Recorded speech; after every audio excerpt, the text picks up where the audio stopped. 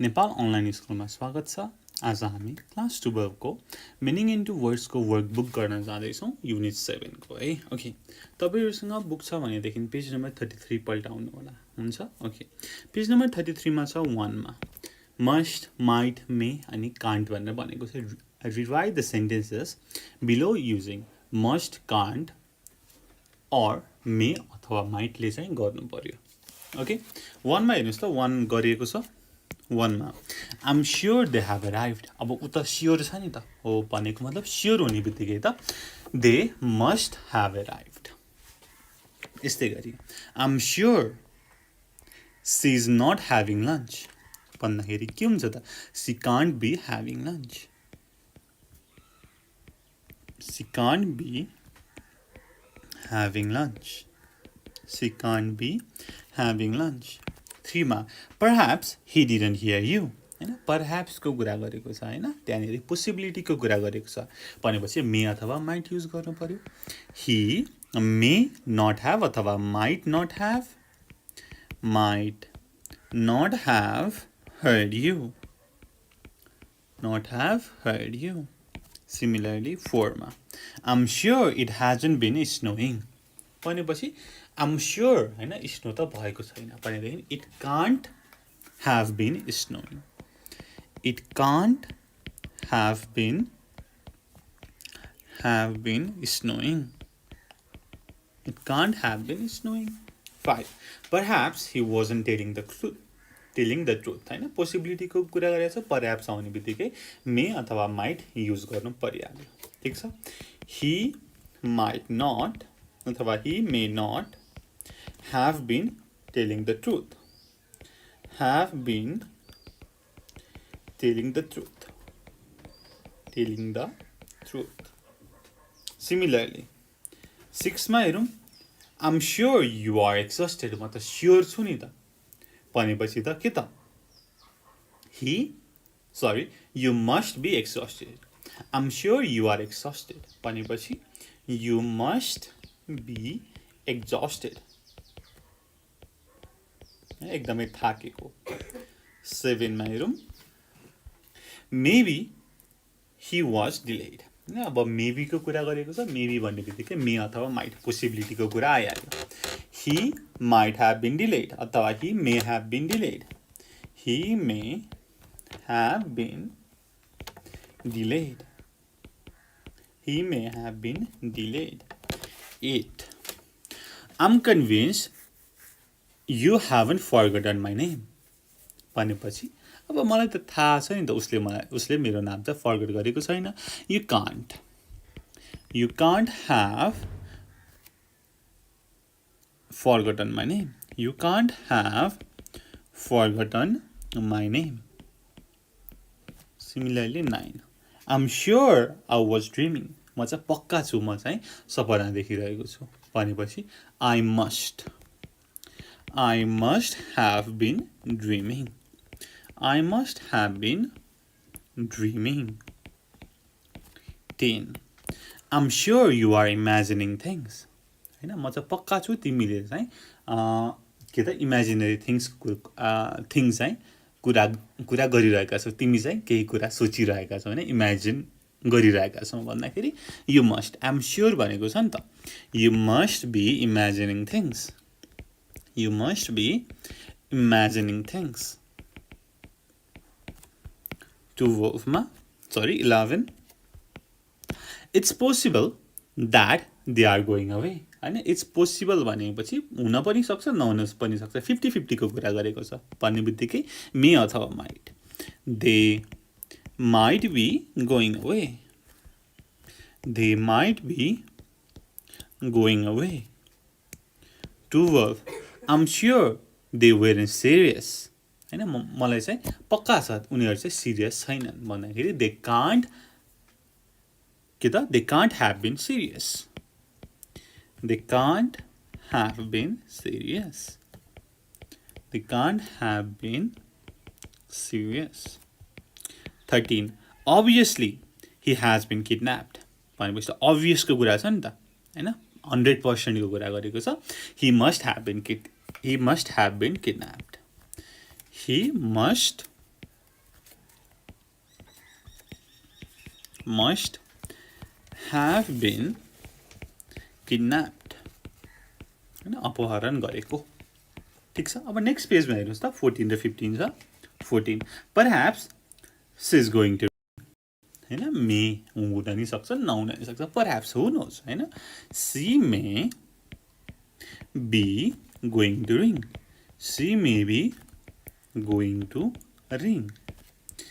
15 I'm sure they weren't informed हैन म चाहिँ स्योर छु उनीहरुलाई चाहिँ इन्फर्म गरेको थिएन सूचना दिएको थिएन भन्दाखेरि I'm sure they weren't informed छ नि त हो they can't have been informed they can't have been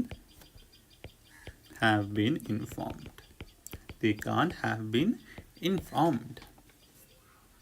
यस्तै गरी अब ढिला नगरी अर्को नेक्स्टमा जाउँ कन्क्लुजन्स फ्रम एभिडेन्स भनेर भनेको छ हैन एभिडेन्सबाट कन्क्लुजन निकाल्ने draw 3 different conclusions from each of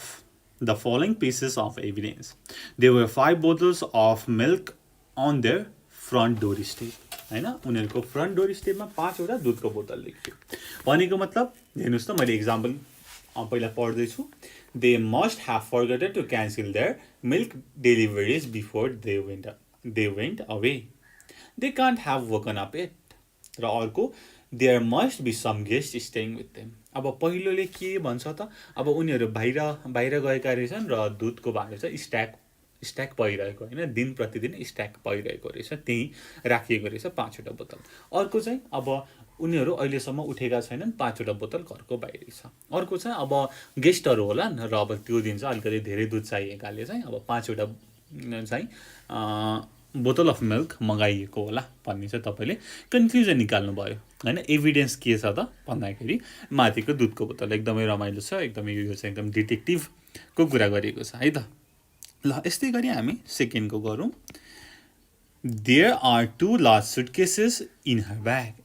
in her car भनेर भनेको छ भनेपछि के त she must have come from market होला नि त हैन हामीले चाहिँ अब पुरै हाम्रो चाहिँ एकदम भित्री हैन जासुसी निकालेर चाहिँ यो कुरा गर्नु पर्यो they must have come from the market she must have come from market अर्को चाहिँ के त भन्दाखेरि उनी चाहिँ she must be going to airport हैन सुटकेस भन्ने बित्तिकै हामीलाई एयरपोर्टको कुरा आउँछ नि त she must be going to airport अथवा अब तपाईले चाहिँ देख्नुभयो उसको कारमा चाहिँ दुईटा सुटकेस हैन भनेको नयाँ होला उनले भर्खर किनेको होला नि त she must have bought it she must have bought it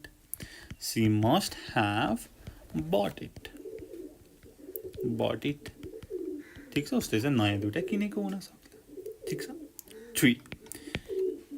हेर्नुस् त I saw the wheelers coming out of the American embassy this morning मैले चाहिँ व्हीलर्सहरु चाहिँ अमेरिकन एम्बेसी बाट बाहिर आइरहेको देखेँ अब भनेपछि के चाहिँ तपाईले चाहिँ भन्न सक्नुहुन्छ त भन्दाखेरि त्यहाँ चाहिँ पक्कै केही के त गडबडी छ हैन there must be something wrong there must be something wrong अर्को चाहिँ अब एम्बेसी भन्ने बित्तिकै अब त्यहाँको चाहिँ एम्बेसेडरको कुरा आउँछ अब के त एम्बेसेडर चाहिँ कतै जान लागेको होला भन्ने बुझौँ न हैन the ambassador must have decided to go away अर्को चाहिँ अब व्हीलर भनेको चाहिँ अब एम्बेसी भित्र राख्न मिल्दैन भन्दाखेरि they can't be kept inside the embassy they can't be kept inside the embassy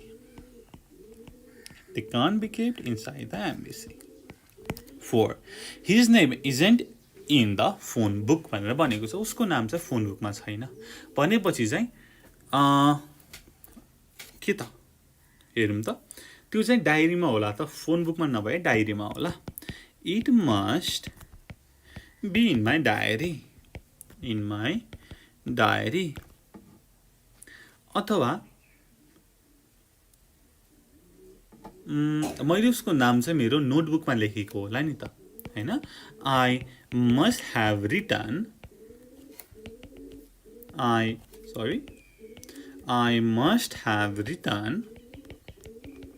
his name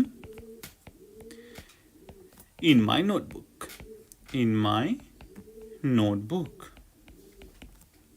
अर्को भनेको के त I can't have written in my other notebook मैले अर्को बुकमा त लेखेको हुनै सक्दिन I can't have written in my other notebook भनेर भनिन्छ ओके यस्तै गरी 5 मा her coats on the floor हैन उसको कोट चाहिँ फ्लोरमा तपाईले देख्नुभयो भुइँमा देख्नुभयो ठीक छ अब तपाईले भन्नुहुन्छ के त the coat must have been dirty हैन त्यो चाहिँ कोट चाहिँ मैलो थियो होला त्यही भएर उनले चाहिँ भुइँमै छोडिन् the coat must have been dirty अर्को चाहिँ उसले चाहिँ आफ्नो क्लोथ चाहिँ ह्याङ्गरमा राख्न बिर्सिएकी होलिन् अथवा आफ्नो वार्डरोबमा राख्न बिर्सिएकी होलिन् she must have forgotten to put into hanger गरौँ न ठिक छ अर्को भनेको के त उसले चाहिँ त्यो कोट ह्याङ्गरमा त झुन्ड्यायो कि तर झरेको चाहिँ नथाहा हुन सक्ला she can't have seen when the coat fell down ठीक छ ल तपाईले चाहिँ आफ्नो भित्रको डिटेक्टिभ झिकालेर चाहिँ हैन यसको चाहिँ कन्क्लुजन निकाल्नु पर्यो एभिडेन्स छ नि त हामीलाई दिएको एभिडेन्स के छ त हर कोट्स अन द फ्लोर छ अब के हुन सक्ला त भन्दाखेरि अब कोट डटी भएको होला र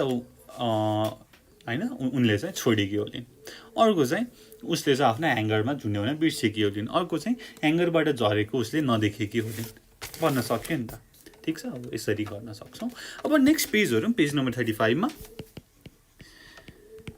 पेज नम्बर 35 मा 3 छ के छ त गिभिङ रिजन्स फर डिरेक्सन भनेर छ explain the following directions using an if sentence अब 1 मा छ he can't be a soldier he is not wearing a uniform हैन अब उ चाहिँ सोल्जर हुनै सक्दैन किन त उसले आफ्नो युनिफर्म लगाएको छैन अब यदि उ सोल्जर भएको भए उसले युनिफर्म लगाइरहेको हुन्थ्यो if he was a soldier he would be wearing a uniform अब यस्तै गरी हामी अरु एक्सरसाइज गरौँ there can't be anyone at home the car is gone हैन यदि घरमा कोही भएको भए कार त्यहाँबाट जाँदैन थियो कार त्यही हुन्थ्यो भनेर भन्नुभयो इफ हामीले चाहिँ के गर्नुभयो त डिडक्सन निकाल्नु पर्यो if there was someone at home the car would not have gone similarly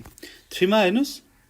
they must be having an argument they have shut the door भनेर भनेको छ यदि उनीहरुको चाहिँ आर्गुमेन्ट नभएको भए उनीहरुले चाहिँ डोर शट गर्ने थिएनन् डोर बन्द गर्ने थिएनन् भन्ने कुरा गरौँ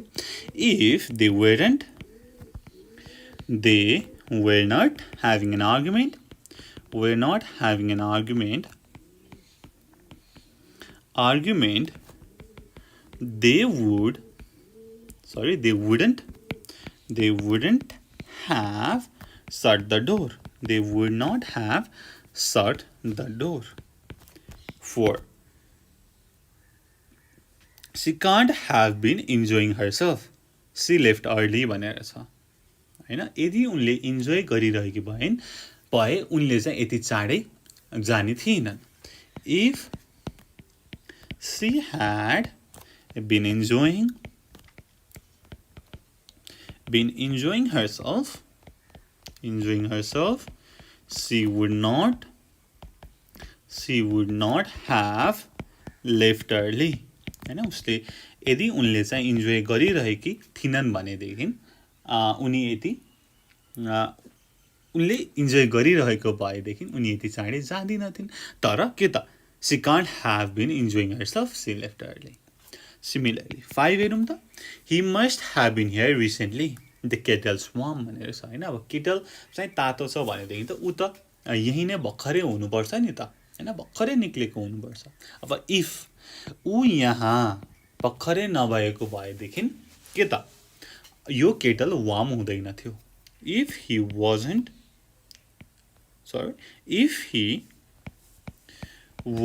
here recently,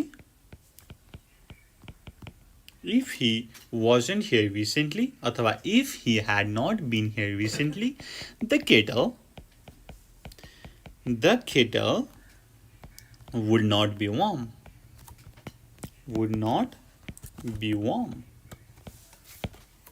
Similarly 6 he can't be working at the library, I haven't seen him there. हैन उसले चाहिँ लाइब्रेरीमा काम गरिरहेको छैन किन भन्दाखेरि मैले उसलाई देखेको छैन भनेपछि if यदि उ लाइब्रेरीमा काम गरिरहेको भए त मैले उसलाई देख्थे नि त if he was working at the library,